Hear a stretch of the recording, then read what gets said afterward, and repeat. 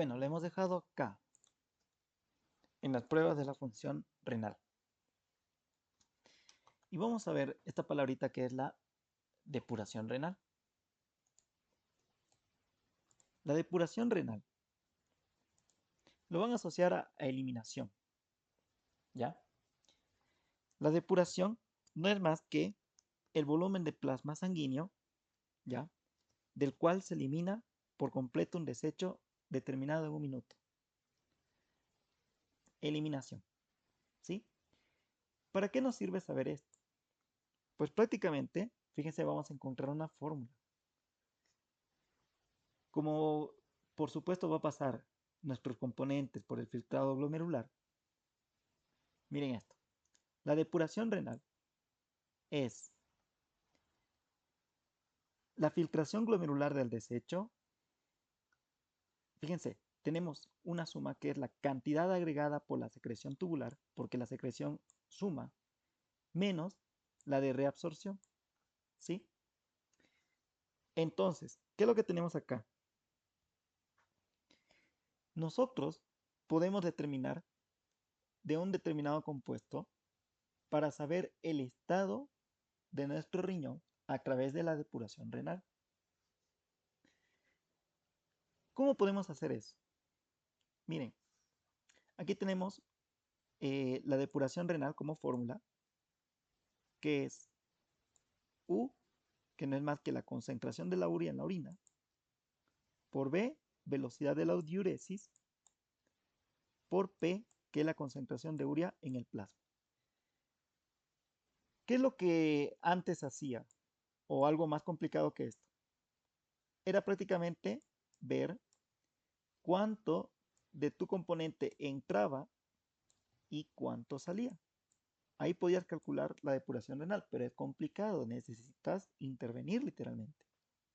Más fácil es hacerlo de forma indirecta. ¿Y cómo lo haces de forma indirecta? A través de la sangre y la orina. Simplemente le sacas sangre para ver cuánto va a entrar y simplemente vas y ves su orina de cuánto salió. Y a eso lo que también tienes que tener es la velocidad de la diuresis. Facilito tener la velocidad de la diuresis.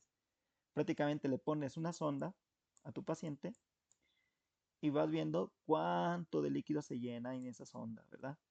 Digamos que en una hora se ha llenado, digamos, 120 ml.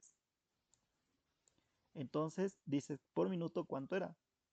A ver, 2 por 60. Ah, ya, listo. 2 ml. ¿Ven? Así nomás se saca. Facilito. Velocidad de la diuresis. Concentración del componente en la orina. ¿Cómo lo saco? Con una muestra de orina. Y la concentración de la orina en el plasma con una muestra de sangre. ¿Y qué hago? Lo pongo en la fórmula. U por B, o sea, la concentración de urea, bueno, en este caso el componente en la orina, por la velocidad de la diuresis, dividido entre la concentración de urea en el plasma. Entonces sacamos la cuenta. Digamos que estamos buscando de la urea. Acuérdense que la urea se reabsorbe, ¿sí? Pasan muchas cosas con la urea. No es tan fidedigna. Así que tenemos que saber cuánto de urea se ha depurado. ¿Cómo sabemos eso?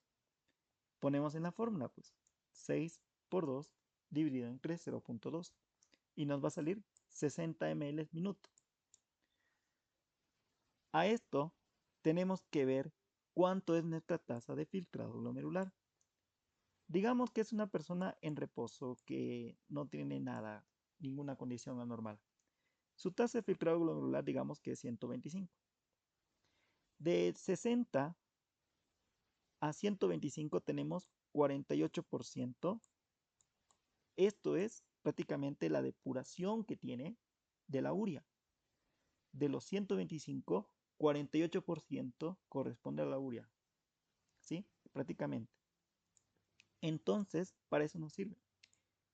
Con estos datos podemos determinar que evidentemente sí está funcionando el riñón. Por eso sirve la depuración renal. Tenemos, por ejemplo, en esto. el filtrado glomerular. La dificultad del filtrado glomerular es que necesitas saber, o sea, que va a ser intervenido prácticamente por la secreción y también por la reabsorción. O sea, tú no puedes intervenir acá, prácticamente.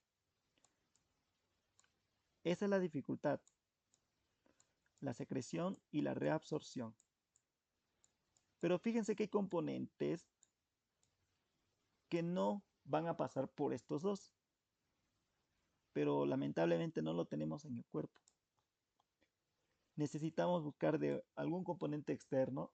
Si no estoy mal, este es del ajo y tal vez de otra cosa más. Tenemos la inulina. La inulina no sufre secreción. Acuérdense, teníamos nuestros tubitos renales.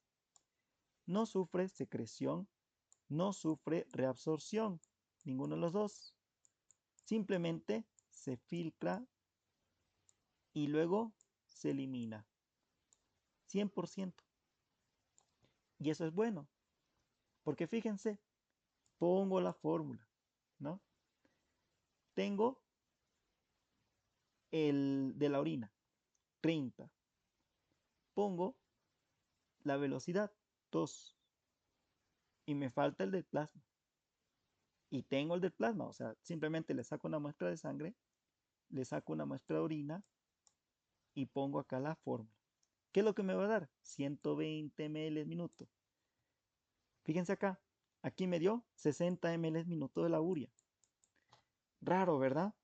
Si tengo una tasa de filtrado glomerular de 125 ml y me dio 60, literalmente hay 75 de error, ¿no? Sí, 65 de error. En cambio en este no hay nada casi. 5 si quieres nada.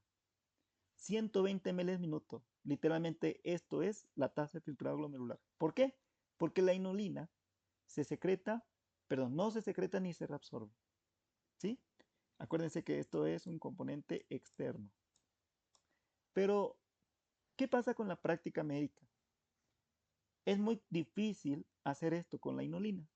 Lo más práctico, más sencillo, más barato, lo que tú quieras, más rápido, es la creatinina. Hay un pequeñito margen de error.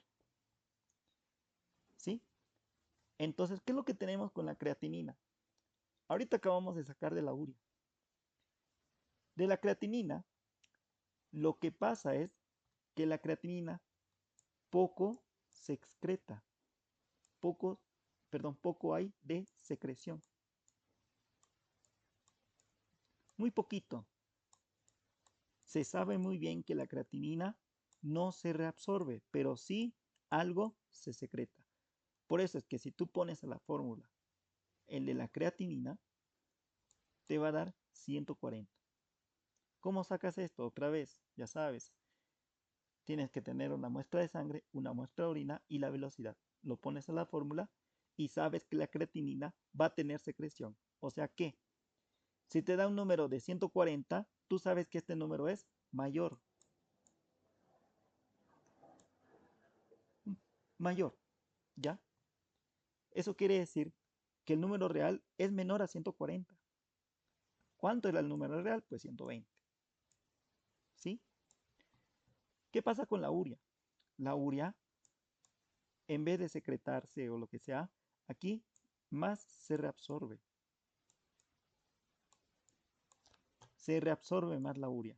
Entonces tú vas a tener este resultado. Van a disculpar mi mouse, aparte que no soy diestro, estoy escribiendo con eso. No sé qué escrito ahí, se reabsorbe. O sea que el número real es mucho mayor. Por eso la urea evidentemente no te sirve. ¿Cuál es el mejor en la práctica clínica? La creatinina. ¿Sí? Hay un pequeño margen de error. Tienes que tener en consideración que va a salirte números ligeramente superiores. ¿Por qué? Porque hay poca secreción. ¿Cuál es el mejor? La inulina, pero en la práctica no. ¿Por qué? Porque es muy difícil de conseguir, etcétera. ¿Ya? A eso se refiere la depuración renal. Bien, vamos ahora con la parte de los demás órganos que nos faltan para terminar el sistema urinario o el aparato urinario. Vamos a hablar sobre el almacenamiento y la eliminación de la orina, ¿ya? Y tenemos prácticamente el primer órgano que son los uréteres. Los uréteres son tubos musculares que empiezan en la pelvis renal y van a terminar en la vejiga. Tienen una longitud de 25 centímetros y un diámetro máximo de 1.7 centímetros. Prácticamente, la luz de los uréteres es muy estrecha. Por acá, o sea, imagínense, ¿no? Más o menos para que tengan una idea, digamos que esto es la pared y esta es la luz. Chiquitito. La luz es muy estrecha. Por eso es que acá puede encontrarse pierritas, ¿no? Cálculos y demás. Hay que tener mucho cuidado con eso y esta información obviamente que sirve. Ahora, vamos a encontrar tres capas. De la más externa a la más interna es la adventicia. La adventicia la que está en relación con los tejidos externos o circundantes. Vamos a encontrar dos capas de músculo que rodea prácticamente a casi todos los uréteres, menos en la última porción antes de entrar a la vejiga. En esta porción van a ver tres capas de músculo liso. Ya, evidentemente músculo liso. Ya saben, ¿no? Dos en casi todo, menos en la última o en la parte final, que van a ver tres capas de músculo liso. Y la mucosa. La mucosa va a estar compuesto por epitelio, eh, epitelio, se me fue el nombre, de transición. Epitelio de transición. ¿Desde dónde viene el epitelio de transición? El epitelio de transición viene desde el cáliz menor. El cáliz mayor va a ser epitelio de transición. La pelvis renal va a ser de epitelio de transición. Los uréteres tienen que ser de epitelio de transición. Acuérdense que el epitelio de transición es cuando pasa el líquido, lo va a llenar y ¿qué tiene que hacer? Pues inflarse como si fuera un globo. ¿Ya? Bien. Seguimos entonces. Cuando viene la orina, lo que va a pasar es que se va a mover por una onda peristáltica, ¿no?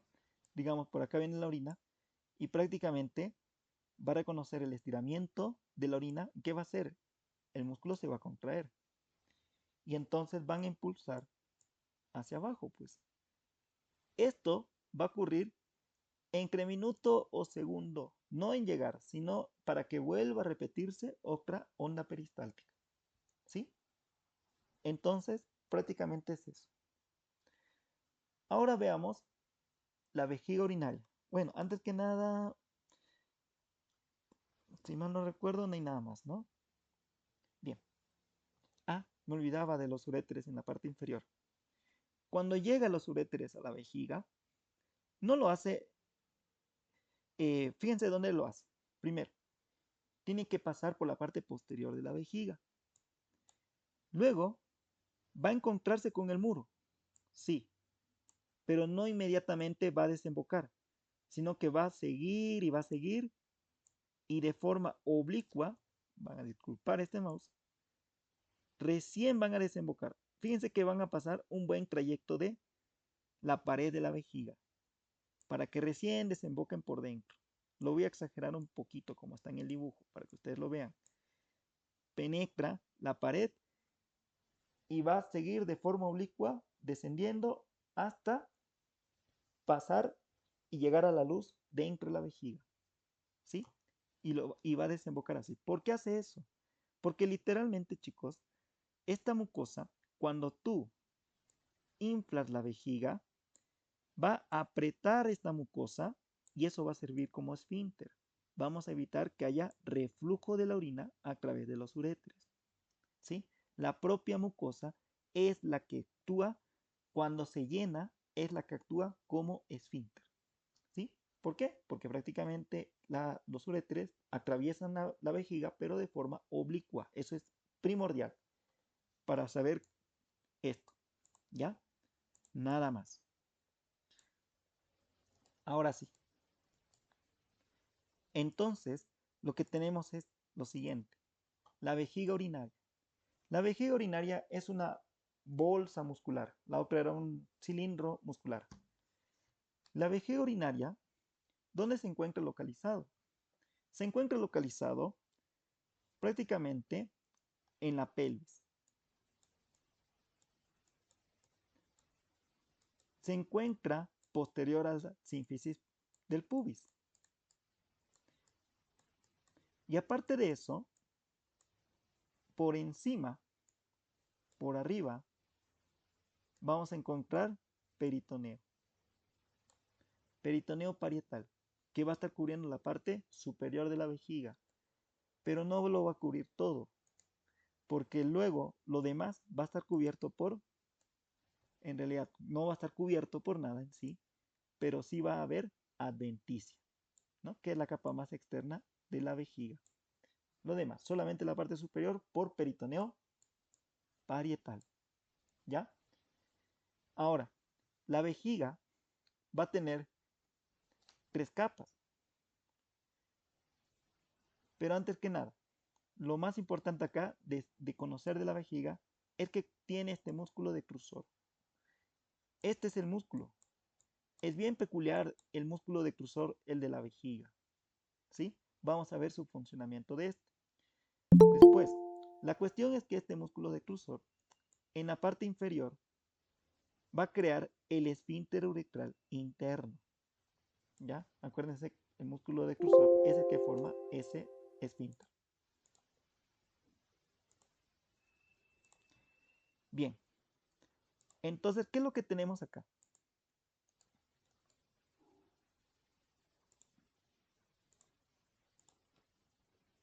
El músculo decrusor es el músculo de la vejiga que en la parte inferior forma este esfínter uretral interno, ¿ya?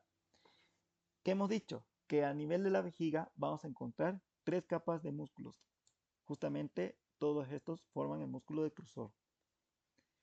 Dentro de la mucosa de la vejiga encontramos los pliegues. Fíjense, está así como de esta forma, como lo podemos observar en la imagen.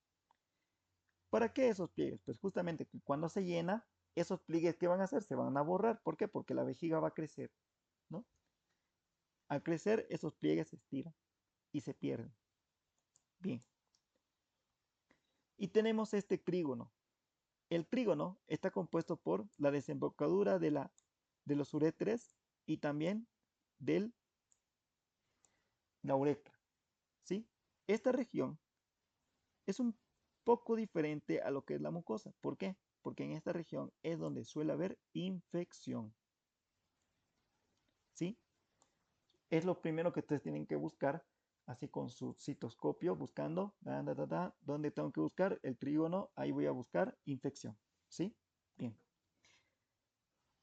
Entonces, a medida que se llena la vejiga, ¿qué es lo que hace la vejiga? Sube, tiende a subir. Acuérdense que la vejiga vacía está en la pelvis menor y la vejiga llena está en la pelvis mayor. ¿Por qué? Porque se llena y sube, ¿sí? Cuando crece la vejiga, va a tener de arriba abajo, lo máximo es 12.5 centímetros de longitud. Va a almacenar lo máximo entre 700 y 800 ml. Moderado, por ende, va a ser pues menor, 500 ml. ¿Ya? 700 a 800 ml lo máximo. Entonces, vamos al otro órgano, a la uretra. La uretra empieza en la parte superior con la vejiga. Y es diferente la uretra del hombre con la uretra de la mujer. Si hablamos de la mujer, la uretra es bien pequeña. mide aproximadamente entre 3 a 4 centímetros. En cambio, en el hombre mide 18 centímetros. ¿Sí? Entonces, ¿qué es lo que tenemos? Vamos a encontrar la desembocadura. Vamos a hablar de la uretra de la mujer. Bien, la uretra de la mujer prácticamente va a tener este recorrido de 3 a 4 centímetros y va a desembocar prácticamente en la parte de la vagina, ¿no? Entre la desembocadura de la vagina y el clítoris. Aquí, aquí está la imagen. Aquí está la vagina y acá está el clítoris. Y aquí está la desembocadura de la uretra femenina, entre el clítoris y la vagina. ¿Ya? Vamos acá.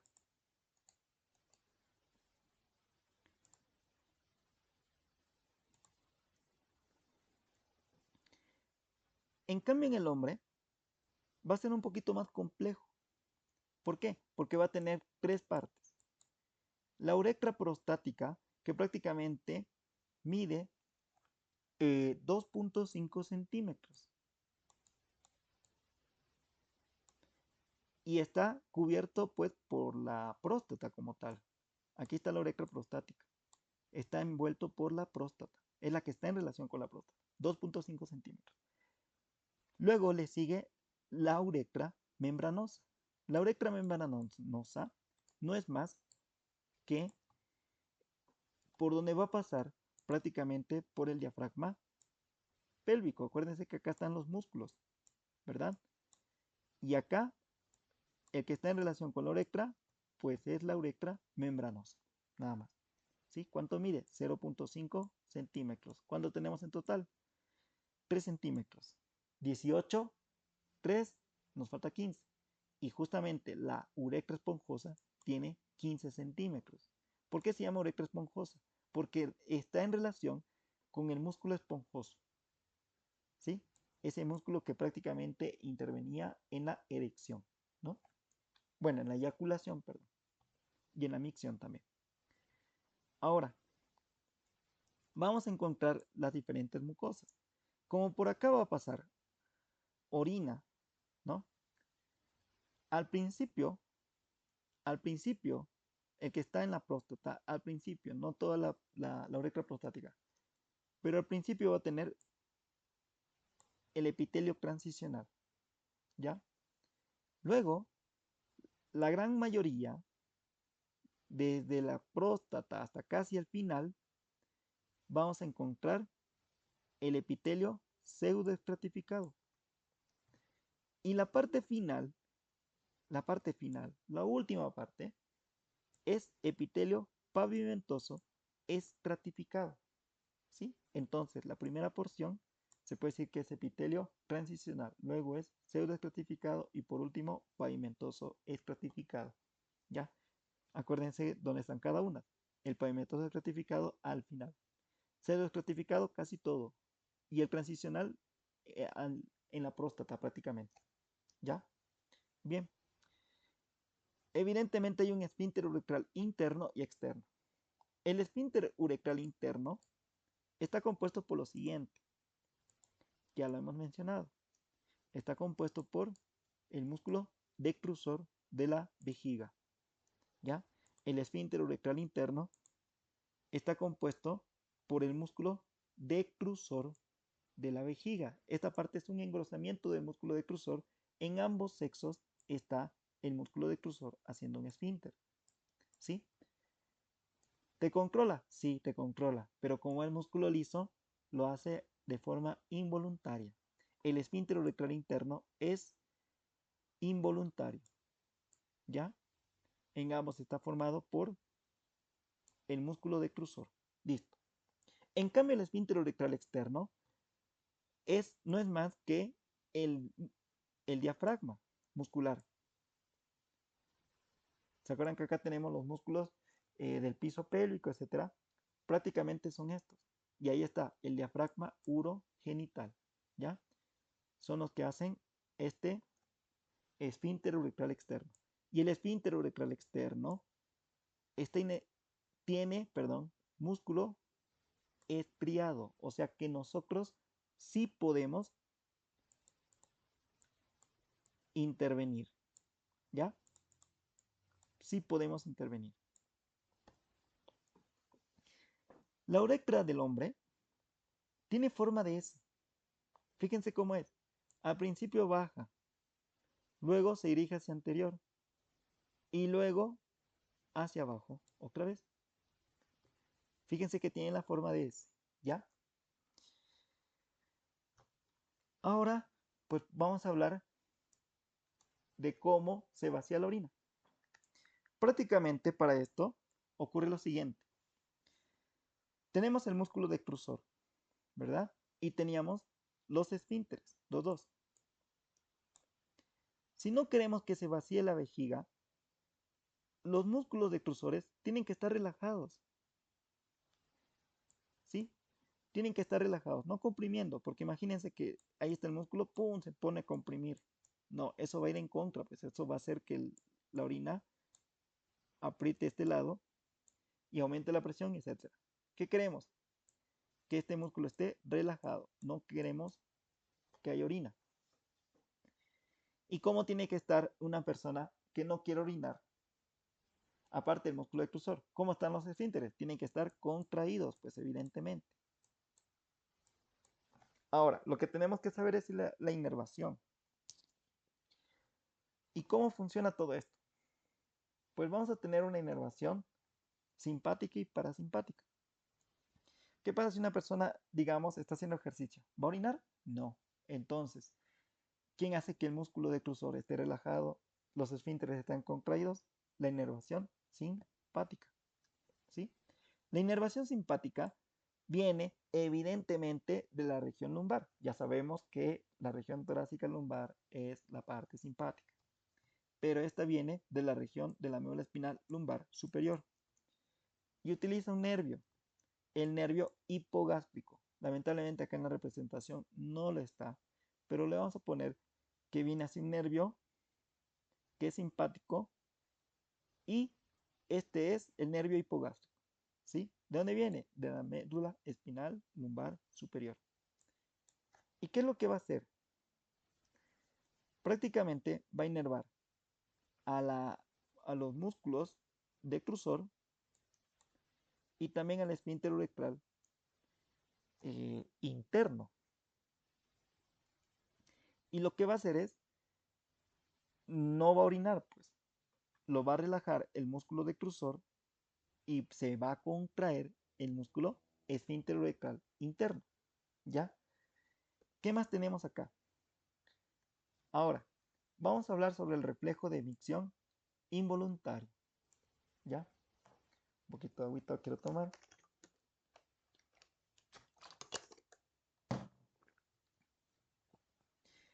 ¿Qué va a pasar entonces? Fíjense, ya queremos hacer micción, prácticamente, pero solamente vamos a estimular la parte involuntaria, ¿ya? O sea que no intervenimos en el esfínter uretral externo, solamente vamos a intervenir en el músculo decrusor y en el esfínter uretral interno. ¿Qué va a pasar entonces? Pues prácticamente la vejiga se va a llenar y va a empezar a empujar. Va a empezar a empujar, ¿ya? Y eso va a hacer que estimule a unos receptores de estiramiento, ¿ya? Que están en la vejiga. Y estos van a transmitir señal a la médula espinal. Voy a borrar esto. Esos receptores de estiramiento se van a estimular y van a enviar la señal a la médula espinal. Si ya la persona quiere orinar, eso quiere decir que va a actuar el parasimpático, ¿verdad? Bueno, entonces, ¿cómo es que actúa prácticamente? Pues van a haber nervios que van a ir a la médula espinal, específicamente a la región sacra, específicamente al S2, S3. Y estos van a procesar la información y le van a devolver la información, la señal. Le van a enviar, como podrán observar, una señal eferente prácticamente al músculo decrusor y al esfínter uretral interno. ¿Qué creen que va a hacer? Pues fácil. Si lo estaba estirando, ahora va a haber orina, ¿verdad? Aunque todavía, pero sí va a haber contracción del músculo decrusor y va a haber relajación de la uretra, perdón, del esfínter uretral interno, ¿sí? ¿Por qué no hay orina? Porque todavía no hemos actuado en el esfínter uretral externo, solamente hemos actuado en la parte involuntaria. Ahora, veamos el control voluntario. ¿Qué es dónde tenemos que actuar? Evidentemente en el esfínter uretral externo, ¿verdad? ¿Cómo lo hacemos? Pues bien,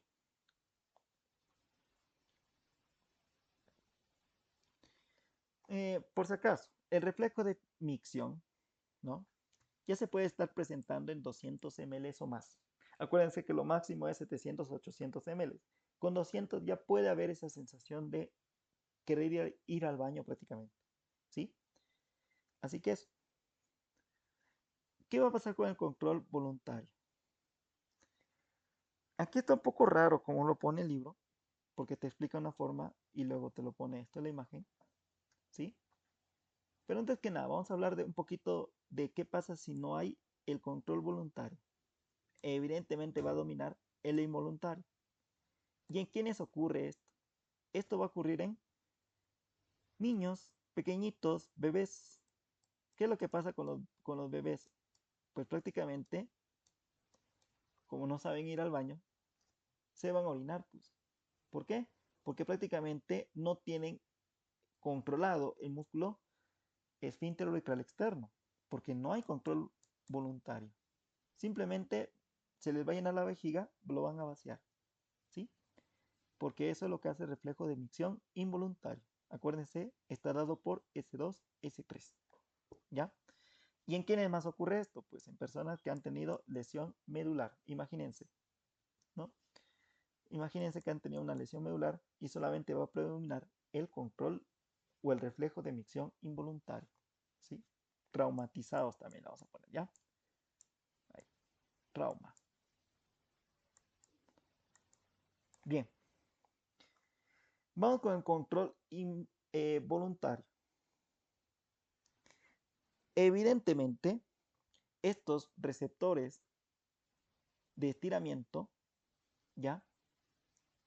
Van a enviar señales aferentes. ¿A dónde?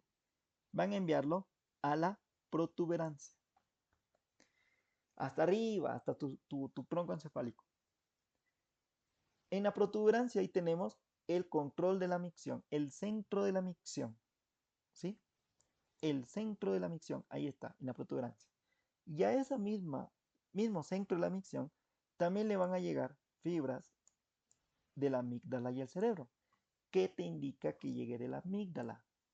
Ah, ¿qué pasa si estás ahí tranquilito y alguien te asusta? ¡Pum! Te asustaste, ¿verdad? La amígdala empezó a trabajar y como está relacionado con el centro de la micción, te orinaste. Literalmente hace que te orines en miedo, ¿no?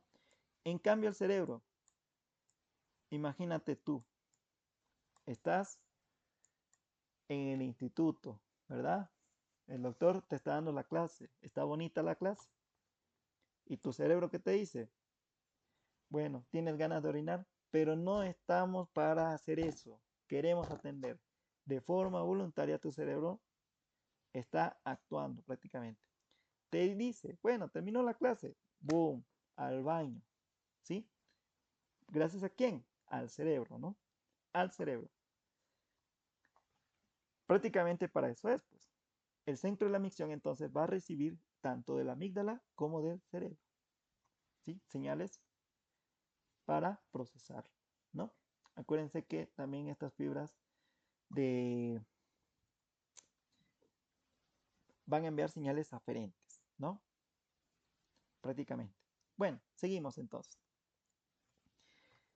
La señal eferente del centro de la micción que está en la protuberancia va descender uno a través de la vía retículo espinal. Acuérdense, de retículo, formación reticular, espinal. ¿Qué es lo que va a hacer? Va a inhibir al simpático y va a estimular al parasimpático. ¿Qué es igual a qué? Micción, pues, ¿no? Micción. Si inhibimos al simpático, ya no va a estar relajada, ahora va a estar contrayéndose. ¿Qué se contrae? El músculo decrusor. Se está contrayendo. ¿Y qué pasa con el parasimpático? Pues con el parasimpático, como se estimula, más vas a hacer contracción de este músculo decrusor. Y a su vez vas a crear una relajación del músculo esfínter uretral interno, ¿no? También. Pero esto no termina acá, porque esto es una retroalimentación positiva. A ver, ¿cómo? ¿Por qué es una retroalimentación positiva? Ocurre lo siguiente, pues. Imagínate tú que esto se contrae. Bueno, la vejiga va a estirar la orina y va a estimular a los receptores de estiramiento. Van a enviar hacia el centro de la micción, van a responder. ¿Qué van a hacer estos? Van a contraerse. Al contraerse, ¿qué va a pasar? Se va a estirar la vejiga.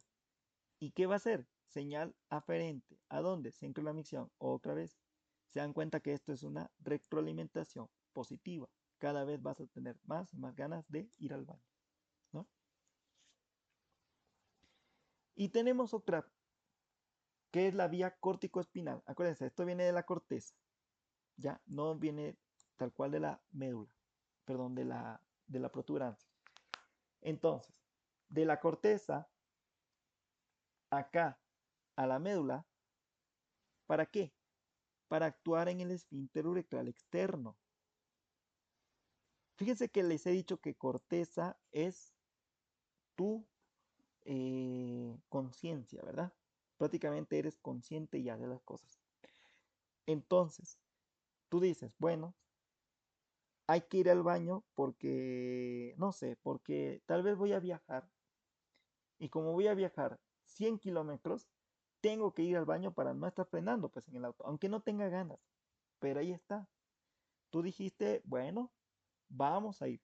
Entonces, prácticamente la corteza ya le va a estar enviando señales al esfínter uretral externo, ¿no? ¿Y qué va a hacer el esfínter uretral externo? Pues relajarse, ¿sí? De esa forma, también vas a hacer micción. O sea, para miccionar necesitas una parte que tú no eres consciente y necesitas otra parte que sí eres consciente. La parte que sí eres consciente viene de la córtico espinal, ¿sí? Va a inhibir al esfínter uretral externo, ¿sí? Ahora, bueno,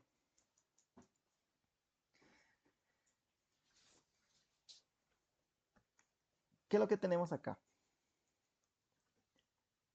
Los receptores de estiramiento se van a fatigar. Acuérdense, se va a llenar más la vejiga ¿y qué va a pasar? No es que vas a querer ir al baño automáticamente, con 200 ml, no. Simplemente vas a tener algo de ganas, pero dices, no, por ahora no. Entonces se va a estirar y se va a fatigar. ¿Qué va a pasar? Vas a inhibir el estímulo, ¿no? Ah, pero va a seguir llenándose. Entonces va a haber más y más eh, esto del estiramiento. Va a llegar a un punto donde ya inevitablemente vas a tener que ir al baño, ¿no? Y tenemos por último la maniobra de Valsalva. La maniobra de Valsalva es como cuando tú agarras tu nariz, tu boca, lo cierras y dices, voy a apretar. Estás apretando literalmente tu abdomen, muchas cosas. La maniobra de Valsalva va a aumentar la presión externamente de la vejiga, ¿no? Y eso va a hacer que orines. Puede ser, digamos, que tengas pequeñas cantidades de orina dentro, ¿no? Digamos 150. No tienes ganas, no tienes nada de ganas, pero dijiste, bueno, tengo que viajar y no ya estás frenando. Haces la maniobra de Valsalva, pues, ¿no? Aprietas, sale la orina, nada más, ¿sí? Ahora veamos los trastornos del aparato urinario. Empezando con la glomerulonefritis aguda. ¿Qué es lo que tenemos acá? Glomérulo. Ahora ya sabemos que es un glomérulo, ¿sí? Nefritis, inflamación aguda. Muchas las causas. La más importante, la por estreptococo. ¿Qué es lo que hace prácticamente? Te va a dar una faringoamigdalitis. ¿Qué va a hacer tu sistema inmune? Va a decir, bueno, hay que atacar. Va a crear inmunocomplejos, pero estos inmunocomplejos se van a ir a depositar lamentablemente en tus glomérulos y te va a causar inflamación de estos de acá. ¿Por qué? Porque va a llamar a componentes blancos, ¿no? A destruir prácticamente y activar el sistema de complemento a nivel del donde se han depositado estos antígenos anticuerpos y va a empezar en inflamación. ¿Qué va a pasar con la membrana de filtración? Se va a deshacer. Entonces, ¿qué te va a pasar? Prácticamente ya no va a ser filtración, literalmente va a permitir que pase todo. Va a haber hematuria, va a haber proteinuria, hematuria, proteinuria. La proteinuria es muy importante. ¿Por qué? Porque al perder proteínas, ¿qué es lo que va a pasar? Prácticamente vas a disminuir tu presión coloidosmótica de tus vasos sanguíneos. Entonces, ¿qué va a pasar con el líquido que está dentro de los vasos sanguíneos? Va a salir y te va a producir edema. Las personas que tienen glomerulonefritis tienen edema, ¿sí? Sus piernas, ascitis, etc. Tu hígado, de forma inteligente, va a decir, como no estamos produciendo, proteínas, estamos perdiendo, ¿qué hacemos? Producimos más proteínas, pero se van a acabar. Entonces va a pasar a producir lípidos. También vas a tener aumento del colesterol, etcétera, ¿sí? Triglicéridos y demás, porque tu hígado dice, bueno, vamos a pasar a esta otra vía. Y a ver qué más. También van a perderse por acá, fíjense, van a perderse inmunoglobulinas, porque las inmunoglobulinas son nuestra defensa, pero como ya no hay barrera, se elimina. Entonces también eres más frecuente a enfermarte, ¿ya? ¿Por qué? Porque las inmunoglobulinas se te han ido. También se te van a ir, evidentemente, factores de la coagulación. Entonces vas a tender más a crear eh, coágulos. Bueno, factores de la coagulación, no van a haber coágulos, perdón. Pero se va a perder, ¿sí? Entonces vas a tener todo esto, esta clínica, prácticamente, en la glomerulonefritis, ¿ya? Bien, ¿qué pasa con la insuficiencia renal aguda? Esto es algo de forma abrupta, ¿sí? Puede ser por un trauma, puede ser por una infección, puede ser por cualquier cosa.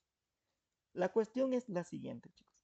La insuficiencia renal aguda tiene una peculiaridad que no te lo dice el libro, pero sí te lo dice en la insuficiencia renal crónica. En la aguda,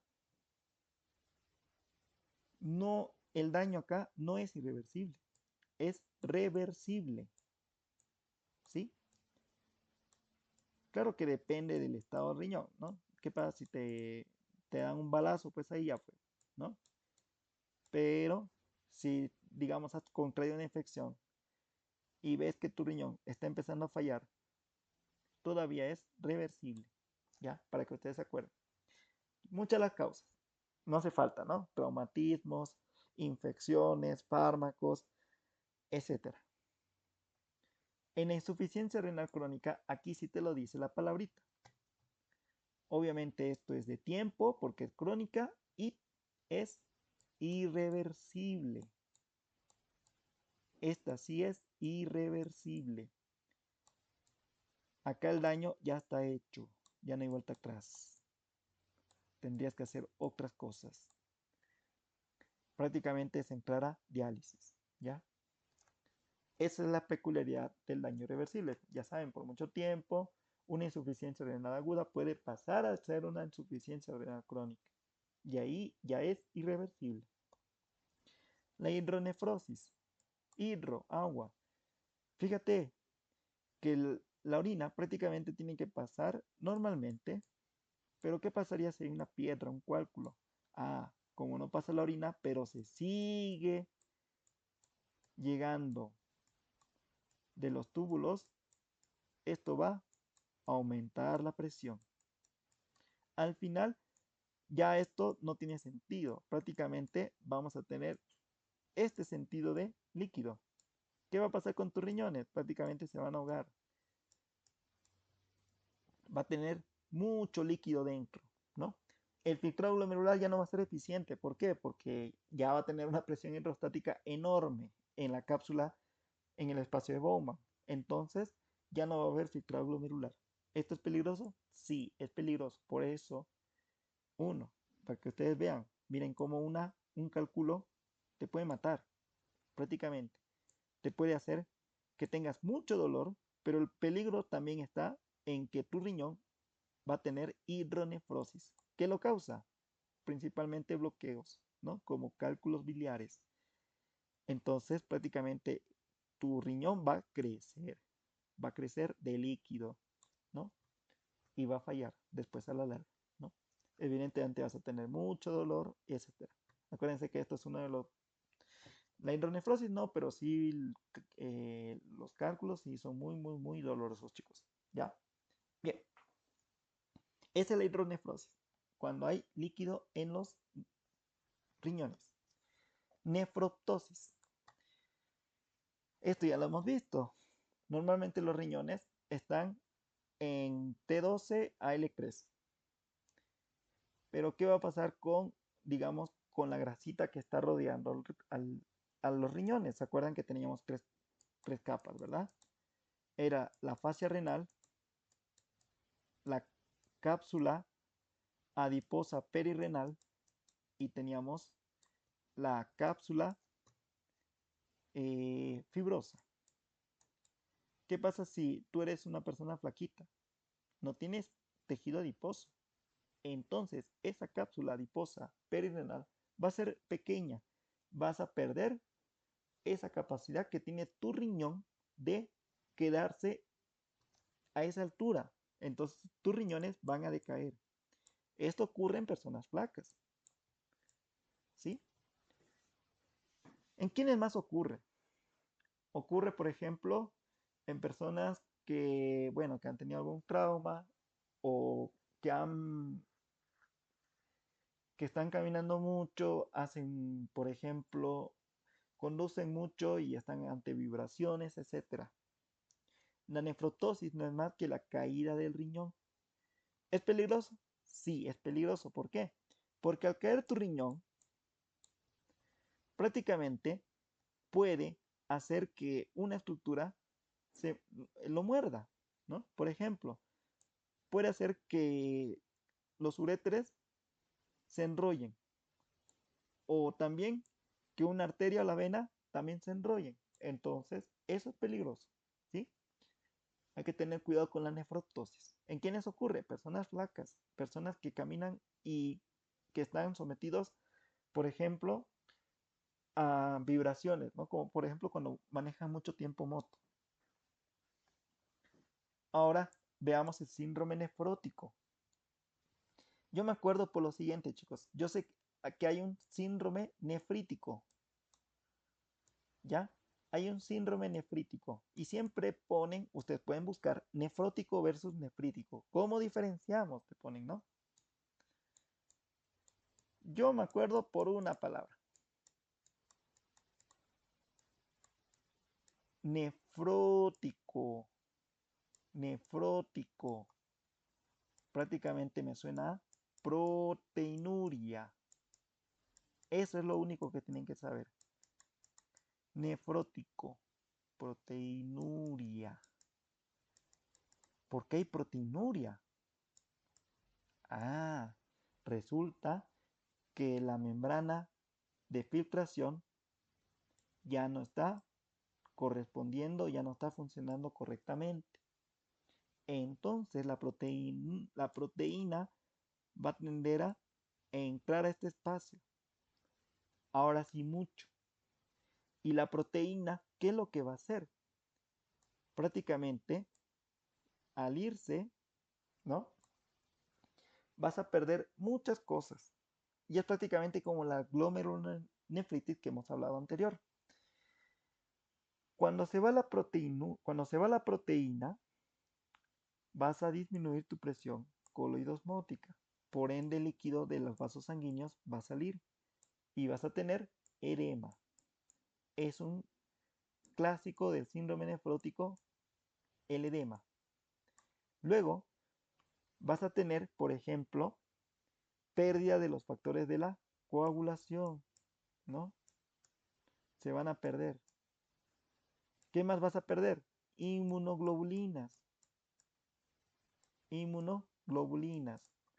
Cuando se te pierden las inmunoglobulinas, eres más frecuente a enfermarte. ¿Qué es lo que hace tu hígado? Empieza a producir grasas. Vas a tener hiperlipidemia. Hiperlipidemia. ¿Por qué? Porque tu hígado dice, como no estoy haciendo proteínas, porque no quieren proteínas, voy a pasar a hacer grasas. Hiperlipidemia. ¿Sí? Entonces, todo esto, chicos, ¿ven conmigo me acuerdo? ¿Con qué me acuerdo? Nefrótico, proteinuria. Si fuera nefrítico, por si acaso este no está en el libro, pero este es por infección y es otra cosa. Clave, nefrótico, proteinuria. ¿Por qué proteinuria? Pérdida de la permeabilidad.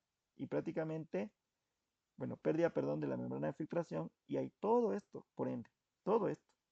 Edema, coagulación, pérdida de las inmunoglobulinas, hiperlipidemias, infecciones, etcétera.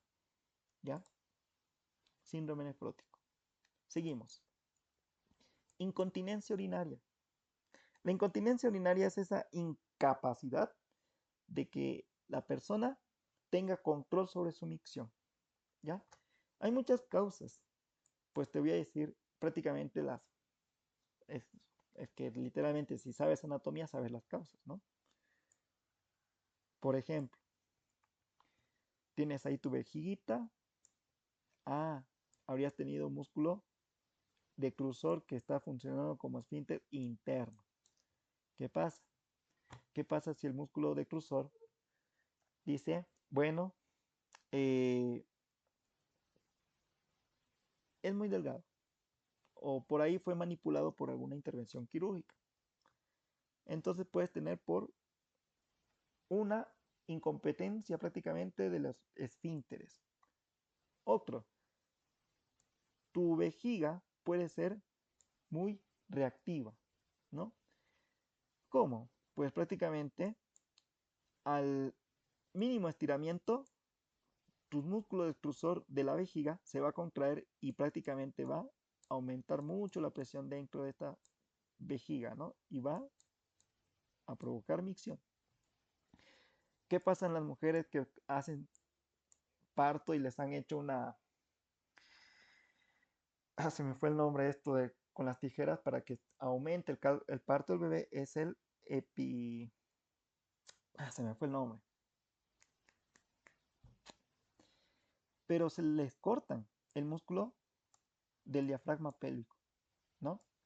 Y a la vez van a cortar el esfínter uretral externo y van a tener incontinencia urinaria, ¿sí? Entonces, ustedes fíjense, con anatomía ya se pueden dar cuenta cuáles son las causas. También hay incontinencia por tensión. ¿Cuál es eso? Pues prácticamente, imagínense que se ríen, ¿no? ¿Qué hacen cuando se ríen? Pues prácticamente el abdomen se va a mover, va a aumentar la presión, vas a hacer que tu vejiga se contraiga y al reírte te orinas, pues, ¿no? Esa es una incontinencia por tensión. Algo externo va a comprimir la vejiga, en este caso, la presión. Y también hay trastornos neurológicos, ¿no? Como por ejemplo, una lesión a nivel de la médula espinal. Te va a causar una incontinencia urinaria, ¿sí? Entonces, prácticamente hay muchos tipos. Hay una clasificación muy bonita en el TOTRA, pero bueno, aquí está así, de esta manera, ¿no? Más general. Y por último, chicos, para terminar, tenemos la insuficiencia renal y hemodiálisis. Insuficiencia renal. Insuficiencia no está funcionando. No está haciendo lo que tiene que hacer el riñón. No estás produciendo orina. Esa es la insuficiencia renal. Insuficiencia hepática, insuficiencia cardíaca, todo, ya sabes, no está haciendo lo que tiene que hacer el órgano. ¿Cuáles son las causas de la insuficiencia renal? Fíjense, hipertensión. En realidad son muchísimas, ¿ya? No solamente son estas. Siempre les he dicho, ¿no? Todo te puede causar insuficiencia renal, prácticamente. Así que, si tenemos infecciones renales crónicas o repetitivas, ¿no? Ya saben que la aguda no es eh, prácticamente, no es irreversible. La que es irreversible es la crónica. Bueno, fuera de las obvias, ¿no? Por ejemplo, si tú haces mucho ejercicio, prácticamente vas a crear vasoconstricción, pero si prolongas mucho el ejercicio, pues vas a crear una vasoconstricción, le vas a generar hipoxia o isquemia y vas a dañar tu hígado, ¿no? Ya sabes que los corredores tienen proteinuria y a veces hematuria. Quiero llegar. Intoxicación por metales pesados, ¿no? Bien conocido, por ejemplo, el plomo, el mercurio, ¿no? El, Acuérdense que el mercurio es el que utilizan para los termómetros, ¿no? El mercurio también es el que utilizan para la extracción del oro. ¿Qué pasa si tú vives cerca de las personas que extraen oro? Puedes tomar el agua y ¿qué te va a producir? Ah, una insuficiencia renal, ¿no? Prácticamente el mercurio es tóxico, el plomo también es tóxico, el tetracloruro de carbono, la acetona, ¿no? Y hay uno que acá, ¿no? El tiner. El tiner es el de las mujeres, ¿no? El que utilizan para, si no me equivoco, no sé mucho de esto, pero he olido esta cosa y sí es muy fuerte, ¿no? Es el que creo que utilizan para pintarse las uñas, si no me equivoco. O creo que es para quitarse el pintar las uñas. No sé. A ver si alguien me puede confirmar. Ya. Entonces vamos a tener más causas de insuficiencia renal, ¿no? Fíjense que hay una. Estos dos puntos son buenos. Los demás son bien obvios. ¿Por qué le digo estos dos puntos? Porque acá tenemos la mioglobina, ¿ya? Este es importante. ¿Qué es lo que va a pasar acá? Por ejemplo, a ver, vamos al tema de músculos.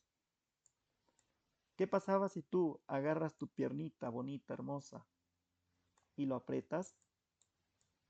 Se te cae, digamos, el refrigerador encima de tu pierna y está apretándose ahí. Se llama síndrome compartimental. ¿Y qué va a pasar con eso? Que prácticamente tu músculo va a empezar a morir. Y cuando muere el músculo, ¿qué libera? Ah, mioglobina. ¿Cuál es el problema de hacer esto? No es que tú vas a perder la pierna. Bueno, sí, importante, ¿verdad? Tal vez no, pero ya has liberado mioglobina. La mioglobina se libera cuando muere el músculo. ¿Y qué va a pasar con la mioglobina? Pues va a ir al filtrado glomerular, ¿sí? Y lo va a bloquear. ¿Por qué? Porque son proteínas pequeñas que van atraviesan muchas cosas, pero lo van a bloquear el filtrado glomerular prácticamente. Por eso es peligroso tener estos, por ejemplo, síndrome compartimental. Otro, si te has quemado, ¿verdad? Si eres una personita bonita, te has quemado tu cuerpo, ¿qué va a pasar con el músculo? Síndrome compartimental en todo el cuerpo. ¿Cuál es el peligro de los quemados? Es que sufran una insuficiencia renal fulminante, ¿no? Prácticamente si te quemas mucho cuerpo, vas a tener mucha liberación de hemoglobina y ya está. Hasta ahí llegaste, pues, ¿no? Tus riñones no van a funcionar. Otro, aterosclerosis. Bueno, esto es obvio, ¿no? Aterosclerosis, ya sabes que tus vasos sanguíneos prácticamente van a cerrarse, ¿no? Glomerulonefritis también es obvio. Acuérdense que hay glomerulonefritis que son de enfermedades autoinmunes, ¿no? Como por ejemplo la postestreptocócica o también el lupus.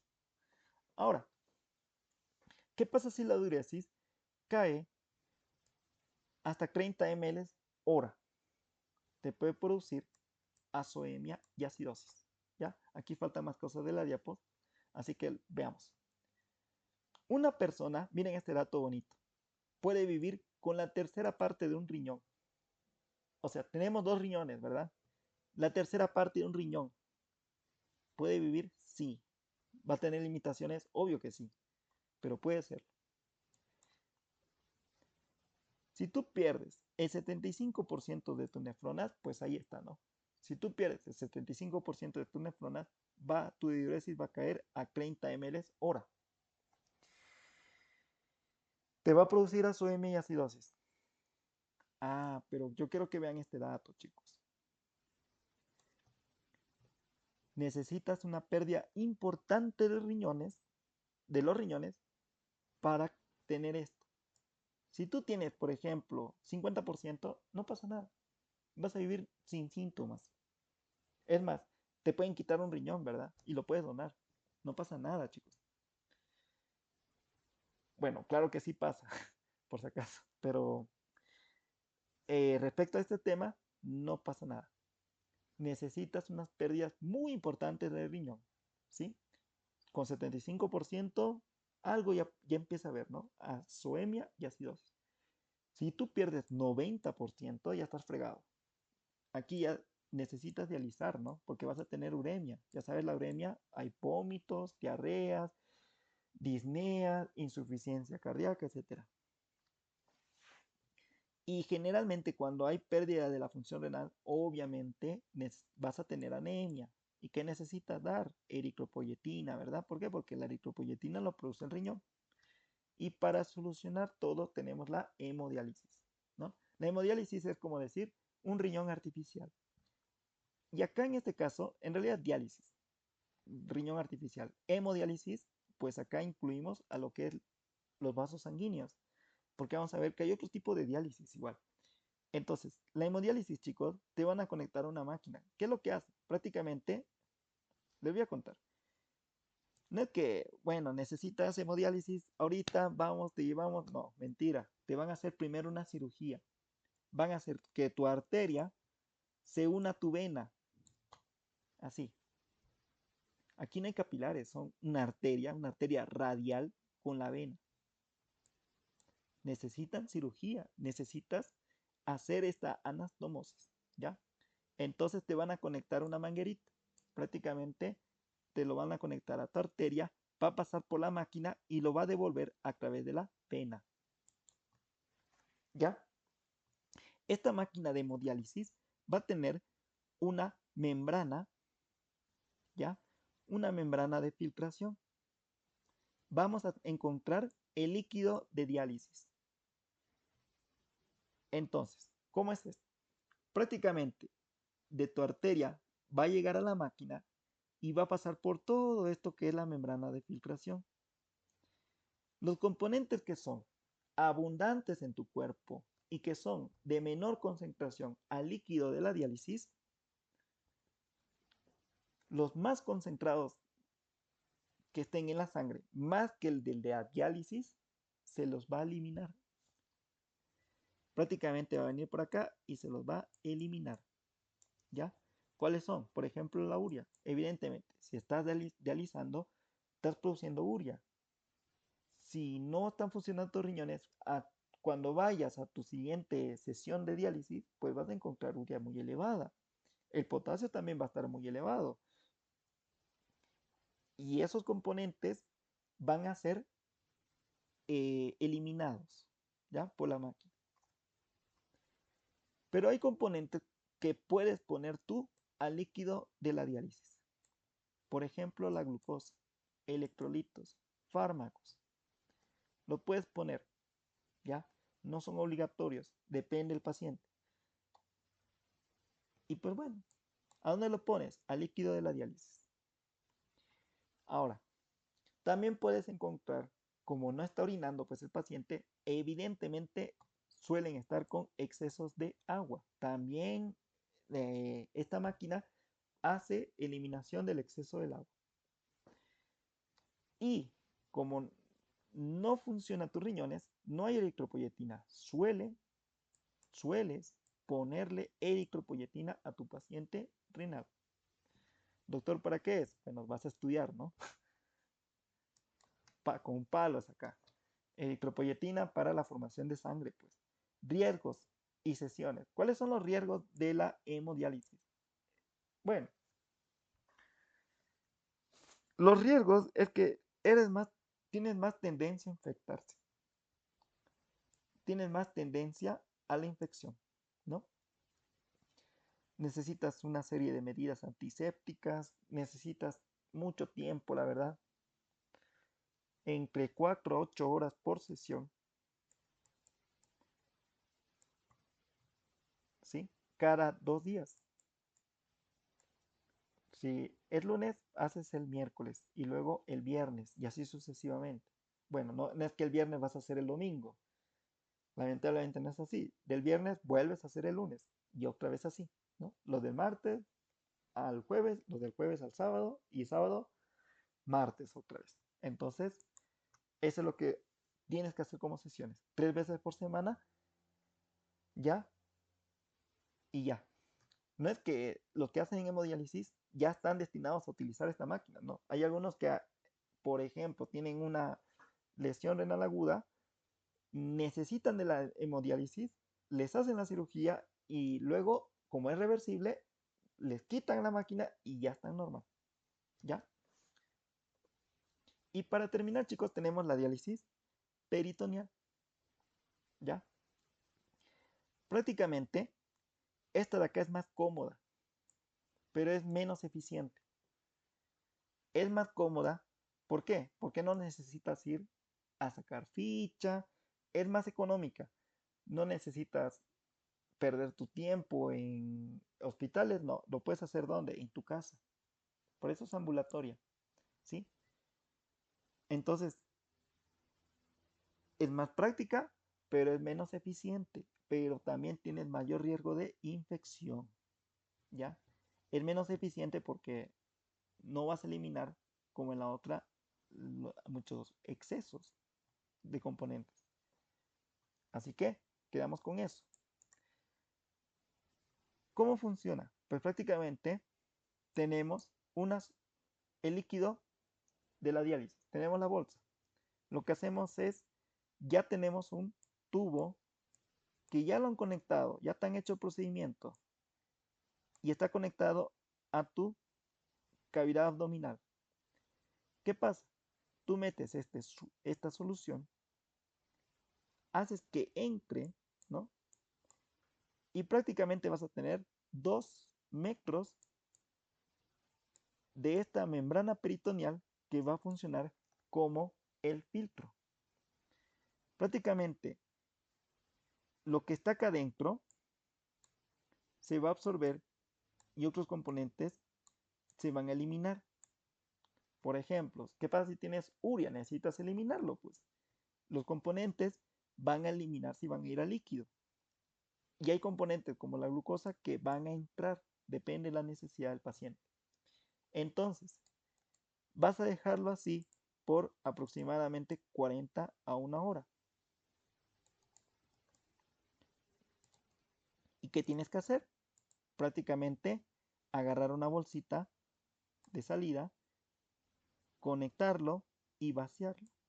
Que esto vaya a esta bolsita para luego ser desechado. Y luego vuelves a repetir el procedimiento. ¿Ya? Esto es de forma deambulatoria. Ya sabes, acá vas a encontrar desechos que prácticamente vienen del cuerpo de esa persona. El fin, chicos. Si tienen alguna pregunta, ustedes me pueden decir de cualquier parte de este tema. Me parece hermoso este tema, realmente es uno de los mejores temas de todos. Sigo insistiendo que el tema más bonito es sangre, pero bueno, me hubiera gustado también haberles dado eh, corazón y respiratorio. Igual me gustan mucho esos temas. Así que aprovechenlos, chicos. El tercer parcial está lleno de estos temas que son muy médicos. Bueno, no son tan médicos, ¿no? Son regulares. Hay mejores todavía. Así que hasta acá. Si no tienen ninguna pregunta, callen o hablen para siempre. Ah, no, al revés, ¿no? Ah, ya estoy cansado. Bueno, chicos,